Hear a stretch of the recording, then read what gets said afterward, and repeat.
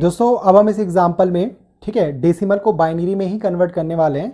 पर अभी हमने जो पहले नंबर लिया था वो नंबर, उस नंबर के अंदर केवल इंटीजर पोर्शन था, ठीक है।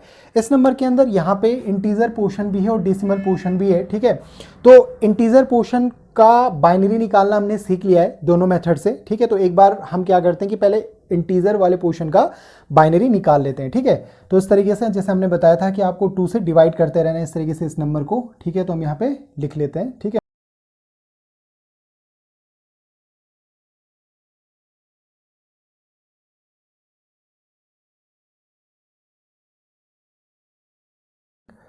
फिर हम इसको 2 से डिवाइड करेंगे।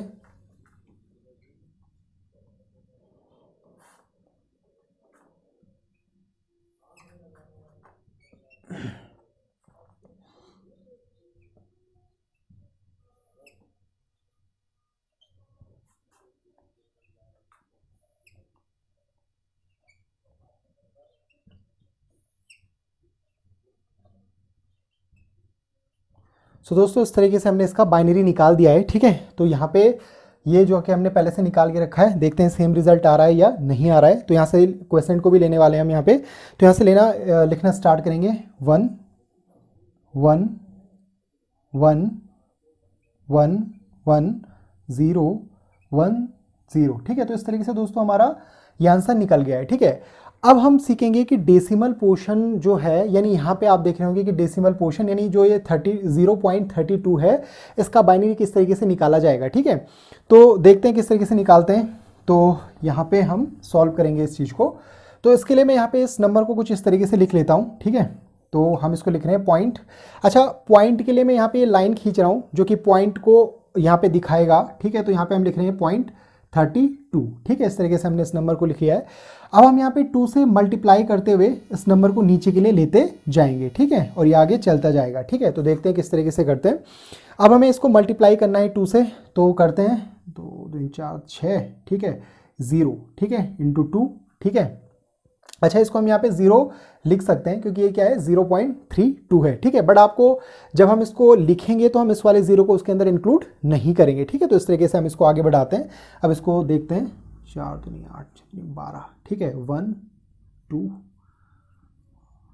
56 0, इस तरीके से 24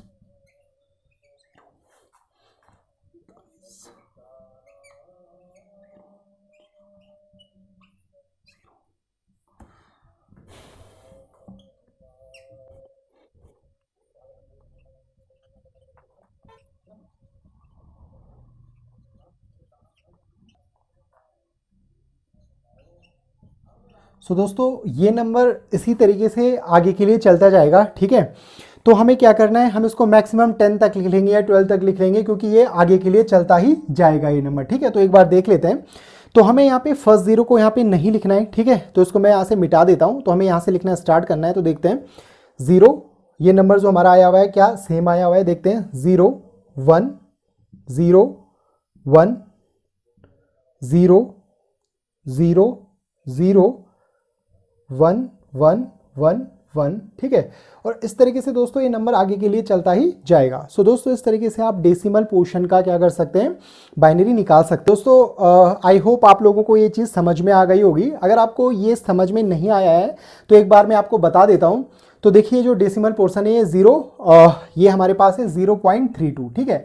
अब हम इसको 2 से मल्टीप्लाई करेंगे तो इसका आंसर क्या आने वाला है, 2 दूनी 4 और 3 दूनी 6, ठीक है। इस तरीके से 64 आया, ठीक है।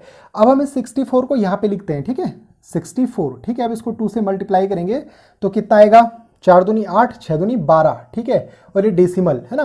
तो यानी हम क्या कर रहे हैं, इस डेसिमल के लिए एक लाइन ना हमने यहाँ पे मान ली है कि जो कि डेसिमल को क्या कर रहा है, इस नंबर से अलग कर रहा है, ठीक है। तो इस तरीके से हम इस चीज़ को आगे करते जाएंगे, ठीक है। और ये आगे के लिए चलता जाएगा। पर आपको मैक्सिमम यहाँ से 10 या फिर आप 12 तक लिख सकते हैं इस तरीके से गिन के, 1 2 3 4 5 6 7 8 9 10, ठीक है, क्योंकि ये आगे के लिए चलता ही जाएगा, ठीक है। तो इस तरीके से आप किसी भी डेसिमल नंबर को बाइनरी में कन्वर्ट कर सकते हैं। So guys, thank you for watching.